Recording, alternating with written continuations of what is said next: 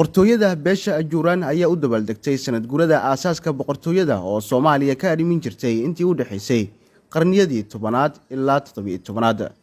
Munaasabad si heersare loo soo agaasimay ayaa waxaa ka soo qayb galay waxgaradka dhalinyarada, aqoon-yahanada, haweenka, saraakiisha iyo dhammaan qaybaha ay ka kooban tahay boqortooyada, waxaana lagu qabtay magaalada Muqdisho ee caasimadda waddanka Soomaaliya.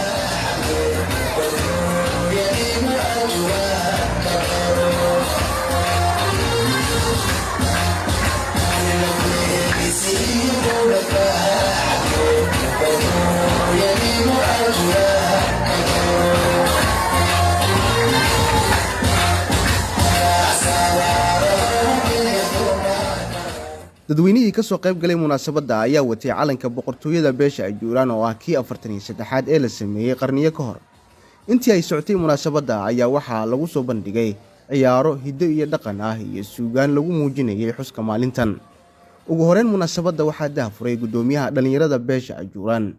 Qaar ka mid ah waxgaradkii, saraakiishii iyo haweenkii ka soo qayb galay munaasabadda ayaa dhankooda hadalka qaatay. boqortooyada beesha ajuuraan waxay ka talinaysay adduunkan qarnigii 13aad ilaa qarnigii 17aad. war imise qarniya u dhaxaysa 400 oo qarni baa u dhaxaysa Sooma. dad boqortooyo ah oo dawlad ah oo xadaari ah oo adduunka laga yaqaan ayay boqortooyadu ahayd. xildhibaanka ka hadlayay Hirshabeelle degmada Maxaas ka hadlayay wuxuu yiri niman yahow xawaalo haddaad waxa qabsan weydaa sida ajuuraan oo kala leedin weynaya. Cabdullaahi Sanbalooshe xildhibaanka qaranka waxaan tuseynaa boqortooyada ajuuraan siday tahay iyo muuqaalkeeda caawaan tuseynaa.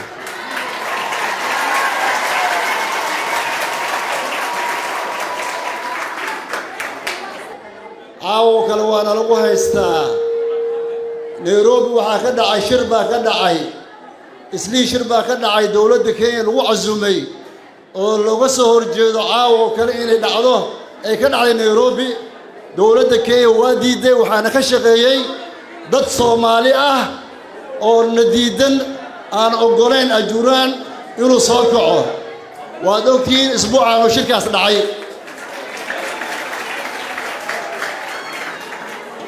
halla baraarugo ajuuraan waa fakaday. haddii quraan lagu akhrin jiray, haddii asraar lagu akhrin jiray, quraanka ilaahay wuxuu ugu talagalay in lagu cibaadeysto. quraanka qabiil laguma celin karo. quraankan ilaahay wuxuu yiri cibaado uu yahay oo ajuuraan quraanka lagu celinayo. ajuuraan quraanka uma soo degin miya asaga. xeerka hadda aan maraynana waa xeer boqolkiiba 95 ama boqolkiiba 99 la dhihi karo waaye. ma haddaasna la sugnaatay. wiilina waxaan wadi doonaa kulankana asaasiga ah, karaamadeena soo celinteeda, sharafteena. Soomaalida waana taqaanaa meel walba ay joogto dunida magaca ajuuraan meel walba maamuuskii sharafu ku leeyahay. haddana waa ka lahaan doonaa insha Allah. boqortooyadii ajuuraan waa dadkii ka soo jeeday geesigii waxgaradkii ololdiile. waxaan leeyahay waaqlaya walamage qalbiga ayaa iga taali. waa dad soo jireen ah, waa dad Soomaalida inta badan ma garanayaan, laakiin taariikhda waxay uga jiraan baal dahab ah. sababtoo ah waa dadkii Soomaaliya in la gumaysto u diiday. boqortooyada ajuuraan waa soo laabatay, ilaaha soo celiyay, cid hor istaagi kartana ma jirto. ayahan waxa idinku badatay in la idin xaqiro, laakiin ma tiin xaqiiqatan dad xaqir maayo sababtoo dad aad iyo aad u facweynaa batiinba. tan labaad dadka waayahan xadaaqooda oo noqday in waxa waaye dad qowmiyada ay ku tilmaamaan dad yar oo beela. waxaasi wax la qaadan kara mise wax damiirka yeeli kara maaha. ka dhalinyaro ahaan idinkan maanta waxa idin kaaga furan in waxyaalaha dhigaha dadka bilaadanka isdhaafa in aad ka dheelisaan.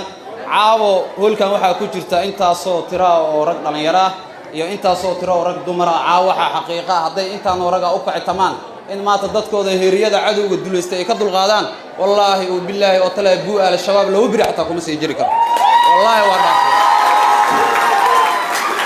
زكريا أحمد موسى تي في شبله مقدشو